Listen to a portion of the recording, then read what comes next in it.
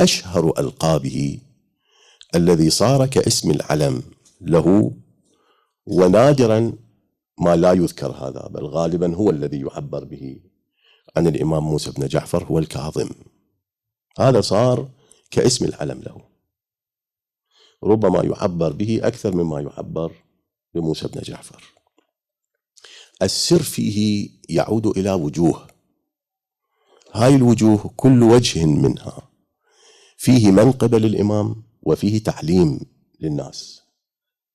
اللي الإمام اشتهر من بين الأئمة، عرف من بين الأئمة بأنه الكاظم. الوجه الأول لكظم غيظه على أعدائه. في الروايات وارد أنه بالرغم من طول مدة الحبس وشدة المعاناة فيها ما كان يدعو على أعدائه، وهو بيده ولاية تكوينية على الأشياء، بإذن الله بقدرة الله قادر على أن يتصرف بأعدائه مختلف أنحاء التصرفات، ولكنه كظم ذلك ولم يظهره. حتى أن سجانيه كانوا يراقبون الإمام ويتنصتون عليه حينما يدعو بدعائه، لعله يدعو عليهم أو يدعو على هارون مثلا. ما وجدوا ذلك، ما دعا على أحد من أعدائه، كظم غيظه عليهم. وهذا بي سر إلهي، إذا صارت فرصة نتحدث عنه. واستمر على هذا الحال حتى مضى شهيدا في حبسهم. الوجه الثاني عرف بكاظم الغيظ لأنه لم يظهر ألمه وتوجعه من بعض مواليه، وكان يعلم بأن بعضهم، وكانوا بعضهم من العلماء ومن رواة الحديث، أنهم سيقفون في الإمامة عليه ولا ينتقلون في الإمامة إلى الرضا، ويسوون فتنة كبيرة في أهل المذهب. كان يعرفهم ويعلم بهم ولم يظهر لهم ذلك، ما أبدى له. وهذا أيضا له فلسفة وله تعليم مهم في هاي القضية. في علل الشرائع الشيخ الصدوق هكذا يقول: كان والله موسى بن جعفر من المتوسمين. المتوسم اللي يدرك الحقيقة من خلال بعض مظاهرها يقال له متوسم. كان يعلم من يقف عليه بعد موته، يعني من لا يذهبون بالإمامة إلى الرضا، يوقفون سلسلة الإمامة إلى الإمام الكاظم، ويدعون أنه الإمام الذي سيظهر في آخر الزمان، ما مات، غاب. وإلهم إجراءات وأعمال عجيبة في هذا المجال.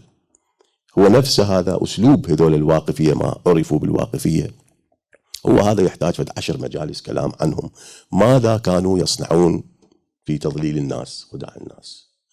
كانوا من الموالين، غرتهم الدنيا فوقفوا في الإمام على الإمام الكاظم. يعلمهم، كان الإمام يعرفهم، ولكن ما أظهر لهم شيء من ذلك. الوجه الثالث هو عفوه عن المخالفين، لأن من المخالفين من يتأثر بالدعايات الكاذبة للحكومة وللسلطة الجائرة، فينشرون عن الإمام أباطيل وأكاذيب تخلق العداوة في قلوب الناس تجاهه. فكان الإمام صلوات الله عليه لا يقابل المخالفين من المخالفين له، وكانوا يؤذونه بالكلام الجارح النابي. كانوا يقابلون الإمام، لكنه كان يقابلهم بالإحسان وبالعفو، ويكثر لهم العطاء، يعطيهم حتى يكشف لهم الحقيقة، وأن ما وقعوا ضحيته هو عبارة عن دعاية وليس بحقيقة. لاحظوا أبو الفرج الإصفهاني يقول: كان موسى بن جعفر عليه السلام إذا بلغه عن الرجل ما يكره، يعني هذا الرجل عنده فرد مواقف معادية للإمام، بعث إليه بصرة دنانير. صرة كالكيس مثلا، ذاك الزمان صرة وصلوا يعقدون بها المبلغ. إيش قد كانت هذه الصرار؟ بين 300 دينار إلى 200 دينار، مبلغ ضخم في ذاك الزمان. حتى صارت مثلا صرار موسى، صار مثل بين الناس أن هذه صرار موسى، لأنه كل من يخالفه ويعاديه كان يصله بالمال. قريب من هذا الكلام الذي قاله أبو الفرج قاله ابن خلقان في وفيات الأعيان، والذهبي في ميزان الاعتدال، وابن حجر في الصواعق، والخطيب البغدادي في تاريخ بغداد. هذول ليسوا من الشيعة، من المخالفين، ولكن أقروا بهذه الحقيقة لاشتهارها وشيوعها. إذن أحد وجوه توصيف الإمام بكاظم الغيظ لأنه ما دعا على أعدائه، كظم غيظه عليهم، وكظم غيظه على الموالين الذين تظاهروا بحبه وولايته وخالفوه في العمل، وكظم غيظه على المخالفين له وأرضاهم بالمال الذي كان يصلهم به. الوجه الرابع، وهذا الوجه أوسع الوجوه ولعله أصح الوجوه، الوجوه الثلاثة الأخرى ترجع إليه، هو أنه وصف بالكاظم لأنه لازم الحزن وحبس نفسه عليه والخوف على شيعته. هذه من لوازم حياة الإمام، في حزن دائم من الأوضاع التي يمر بها الناس في حكومة بني العباس، ومن الخوف على شيعته وعلى دين الناس. بالأمس تحدثنا عن بعض سياستهم كيف كانوا يضللون ويخدعون.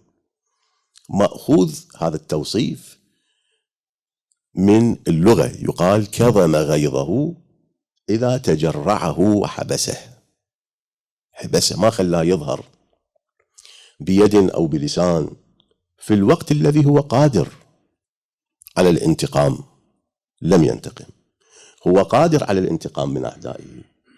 هو دعاء واحد يدعو إلى الله، الله يستجيب له ويبدل أعداءه إلى رماد. هو ولي الله، حجة الله، بيده القدرة ولم ينتقم، بيده القدرة على تأديب هؤلاء الذين خالفوا ووقفوا وشرخوا في الناس شرخا عميقا وما فعل لهم شيئا. وكذلك بالنسبة إلى المخالفين. يشهد له قوله عز وجل في حالة يعقوب، قال عز وجل: وقال يا أسفا على يوسف وابيضت عيناه من الحزن فهو كظيم. إذن الحزن مأخوذ في معنى الكظم، حبس النفس من الغيظ ومن الحزن.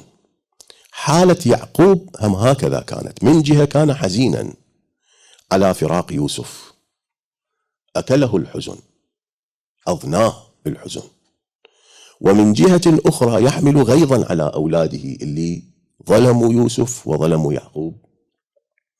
فالآية الشريفة تصفه بأنه كظيم، لأنه عنده الحزن من جهة وعنده كظم الغيظ من جهة أخرى.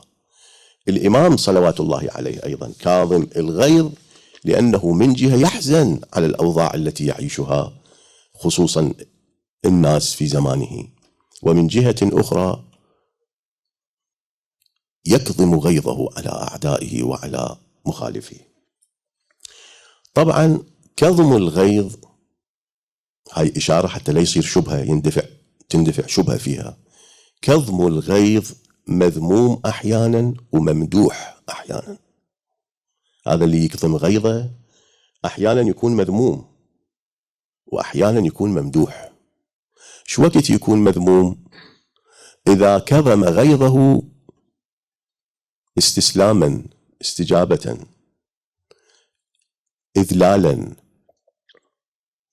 خوفا، رعبا، هذا مذموم.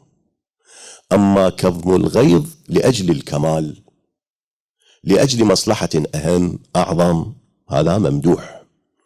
لذلك الروايات الشريفة وردت في مدح كظم الغيظ بهذا المعنى، وفيه آثار كثيرة أن الإنسان اللي يربي نفسه على كظم غيظه ينال آثار كثيرة في في المعنويات.